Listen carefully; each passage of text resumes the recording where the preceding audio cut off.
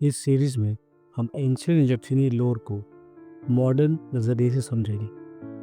इजिप्शियनिया जो भौतिक रूप में रियली दिख जाती है, लेकिन साइकोलॉजिकल और सिंबॉलिक रूप में हमारे जीवन पर गहरा प्रभाव डालती है। आज हम बात करेंगे दो यक्षिनियों के बारे में, विचित्रा और मदना यक्षिनी। एक जो सपनों की दुनिया से जुड़ी है और दूसरी जो अट्रैक्शन और इच्छाओं की दुनिया से जुड़ी है। दोनों का प्रभाव जाने अनजाने हमारे माइंड और बिहेवियर को शेप करता है।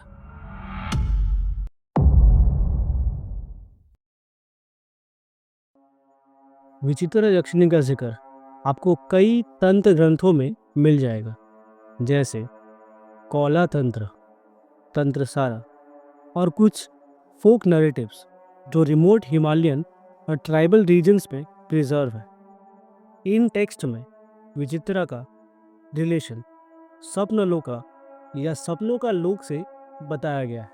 ये एक ऐसी रेल्म है जो हमारी जागृत अवस्था और नींद के बीच की स्पेस में एग्जिस्ट करता है। आपकी सबकॉन्शियस और सेंस परसेप्शन एक नई फ्रेम में ब्लेंड हो जाती है। साइकोलॉजिकल स्टडीज भी स्लीप पैरालिसिस और लूसिड ड्रीम को इसी फ्रेमवर्क में एक्सपीरियंस करती है। इस यक्षिणी का सिंबॉलिक पर्पस है इंसान के सपनों में छुपी चिंता, डर, अनसॉल्व ट्रॉमा और मीनिंगलेस लूप्स को रिफ्लेक्ट करना।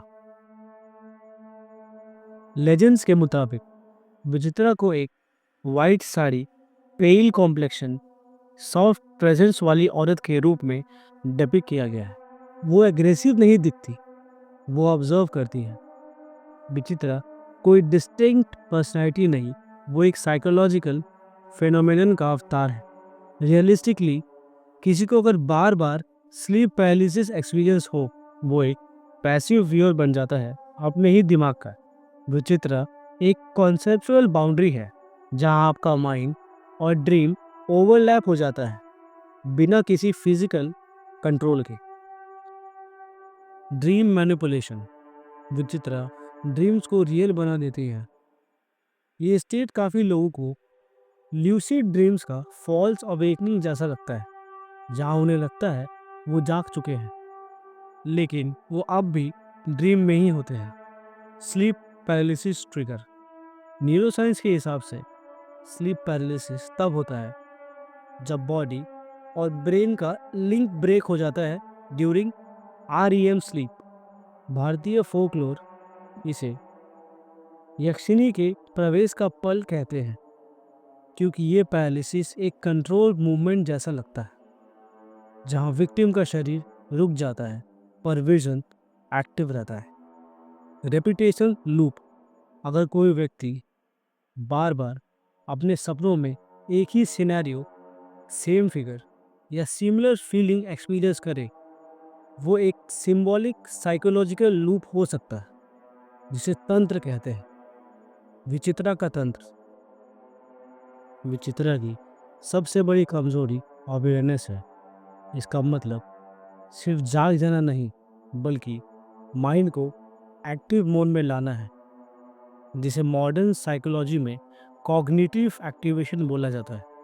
स्लीप पैरालिसिस और ड्रीम लूप तब तक पावरफुल लगता है जब तक इंसान का दिमाग half sleep half dream position में होता है।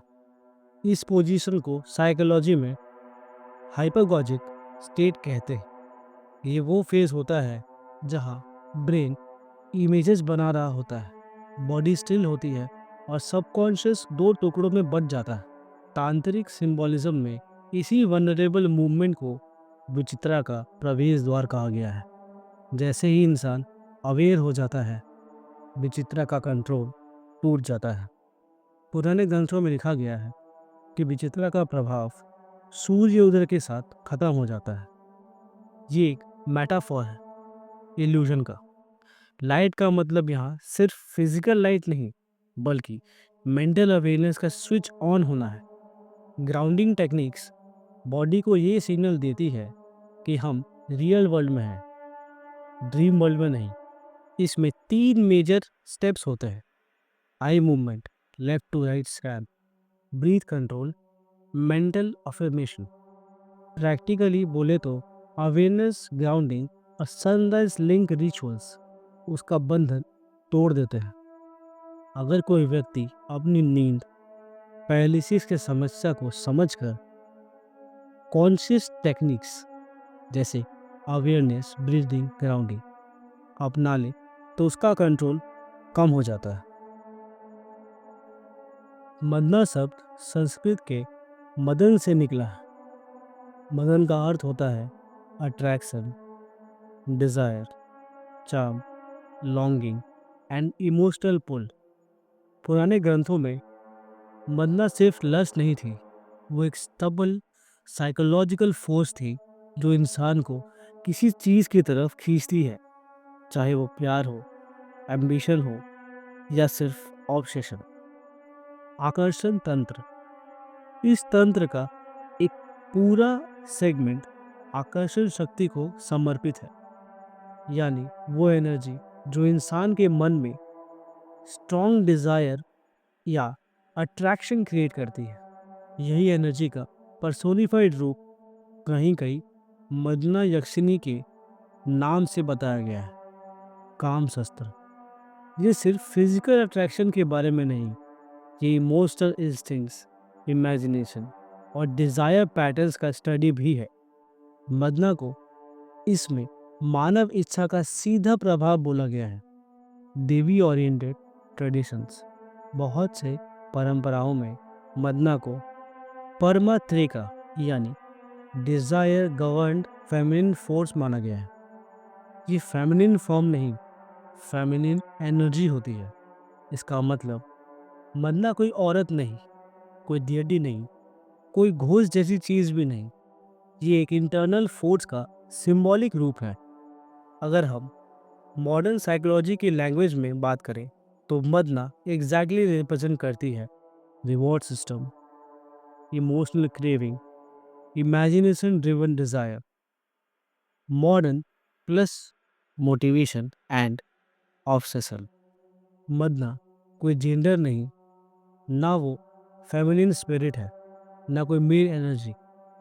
तंत्र में इसे न्यूट्रल फोर्स बोला गया है, जो कभी नर्चरिंग होती है, कभी डिस्ट्रक्टिव, डिपेंडिंग ऑन इंसान का कंट्रोल और इंटेंशन। सीधा सिंपल शब्दों में, अगर बैलेंस हो तो कंस्ट्रक्टिव, अगर इम्बैलेंस हो तो डिस्ट्रक्टिव। मदना का रूप हमेशा अल्यूरिंग, मैग्नेटिक और पुलिंग फोर्स जैसा बताया गया है। लेकिन इसका मतलब ये नहीं कि मदना एक फिजिकल एंटिटी है जो ग्लैमरस फॉर्म में सामने आ जाती है। इसका मीनिंग और भी ज़्यादा सिंबलिक है। मदना कई बार एक इंसान के फॉर्म में अपीयर होती है, जैसे एक परफेक्ट पार्टनर जो आपको ऐसा फील करा देती है कि यही सबसे सही चॉइस है। कभी एक गोल्डन अपॉर्चुनिटी के रूप में, जैसे करियर का एक ड्रीम प्रोजेक्ट जिसमें इंसान अपना रीजनिंग लूज कर देता है क्योंकि यहाँ डिजायर ओवर पावर कर रहा होता है। कई बार एक आइडियल रोल मॉडल के रूप में, जिसे देखकर ऐसा लगता है कि मुझे भी इसके जैसा ही बनना है, वरना मैं कुछ नहीं हूँ। इन सब फॉर्म्स का कॉमन फैक्टर एक ही है, कंपल्शन। एक इंटरनल पुल जो लॉजिक से बड़ा लगने लगता है। मदना मदना की शक्ति है सुपरनैचुरल नहीं, प्योर साइकोलॉजिकल ट्रैप्स होती है। वो इंसान को उसी की इच्छाओं के अंदर लॉक कर देती है। मदना वो सबसे पहले हिडन डिजायर्स को ऊपर लाती है, जैसे suppressed wishes, guilt linked cravings या फ्यूचर फैंटेसीज। साइकोलॉजी के हिसाब से ये डोपामाइन सर्ज होता है। मदना इस सर्ज को एम्पलीफाई करती है, इसलिए फेम ऑब्सेशन बन जाता है, अट्रैक्शन ब्लैंड इन्फैचुएशन बन जाता है, हॉबी कंपल्सिव बन जाती है। यही रिवॉर्ड प्रोजेक्शन बायस है। जब इंसान फ्यूचर रिवॉर्ड को इतना बड़ा इमेजिन करता है कि प्रेजेंट रियलिटी इग्नोर हो जाती है।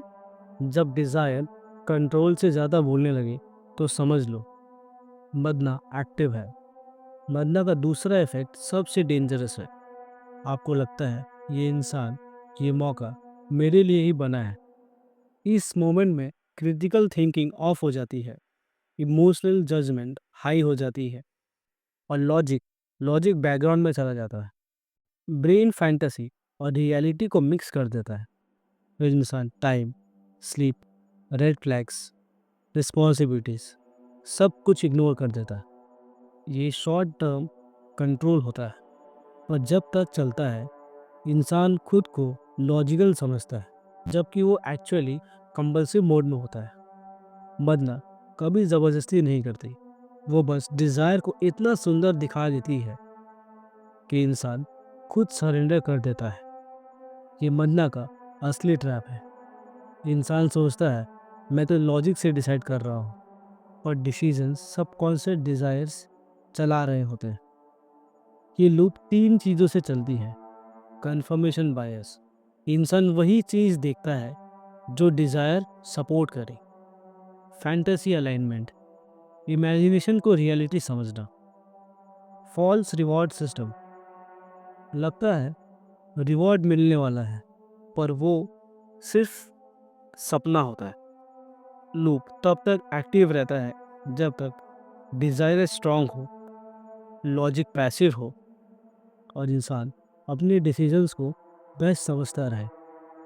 जब डिज़ायर सच लगने लगे तब दिमाग झूठ को भी सच मान लेता है। वही मदना का असली खेल है। मदना तब तक काम करती है जब तक आप डिज़ायर के कंट्रोल में हो। कॉन्शियस डिसीजन मेकिंग ऑन होती है, मदना का इन्फ्लुएंस टूट जाता है। और कोई चीज़ तुरंत चाहिए, उसे 5-10 मिनट डीले कर लो। इससे क्रेविंग ठंडी हो जाती है, इम्पल्स कंट्रोल बढ़ता है, इमोशन ग्रिप कम हो जाता है। मदना अर्जेंसी पे जीती है। डिज़ायर थोड़ा रुक जाए तो मदना का जाल टूट जाता है। मदना का ट्रैप है सोचो मत, बस चाहो और कर दो। बस एक ऑनेस्ट सवाल पूछ लो, क्या ये सही है या ईगो? इसके बदले क्या लूज कर सकता हूँ? रैशनल सेंटर एक्टिव होते ही मदना का 70% इफेक्ट वीक पड़ जाता है। Questioning breaks the spell. Madana subconscious craving पर ऑपरेट करती है। जहाँ आप डिज़ायर्स डीले करते हो, रीजनिंग को ऑन करते हो, इमोशन को ग्राउंड कर देते हो, तो सबकॉन्शियस कॉन्शियस में शिफ्ट हो जाता है। मदना का पूरा इफेक्ट डिसॉल्व हो जाता है। डिज़ायर को कंट्रोल करो, मदना को कंट्रोल कर लोगे। डिज़ायर लूज होगा तो कंट्रोल भी लूज होगा। विचित्र और मदना यक्षिणी चाहे मिथ में पर्सोनिफाइड हो, पर मॉडर्न पर्सपेक्टिव से दोनों इंटरनल फोर्सेस है। विचित्र सप्रेस्ड सबकॉन्शियस का मिरर, मदना अनसेक्ड क्रेविंग का इंजन। दोनों से स्ट्रगल करने का मूल मंत्र है subconscious practice plus emotional discipline. ये सिर्फ पुरानी शक्तियाँ नहीं, बट हर नेक्स्ट एक एपिसोड में हम इंसान का डिस्कस करेंगे इंटरनल बैटल है। कामेश्वरी और अपराजिता यक्षिणी के बारे में। दोनों यक्षिणों का प्रभाव परसेप्शन, आइडेंटिटी और सेल्फ इमेज पे है, और ये कैसे साइकोलॉजिकल इम्पैक्ट डालते हैं, इसके बारे में हम अगले एपिसोड में जानेंगे। अगर आपको ये एपिसोड पसंद आई हो तो वीडियो को लाइक कर दीजिए और चैनल को सब्सक्राइब कर लीजिए, क्योंकि जैसे जैसे ये एपिसोड्स आगे जाते रहेंगे वैसे वैसे वीडियोस और भी ज़्यादा इंटरेस्टिंग हो जाएंगी। और हाँ, एक बात और याद रखिए, हर एक संडे हमारी एक नई वीडियो आने वाली है। तो स्टे सेफ टिल देन। तब तक के लिए बाय बाय।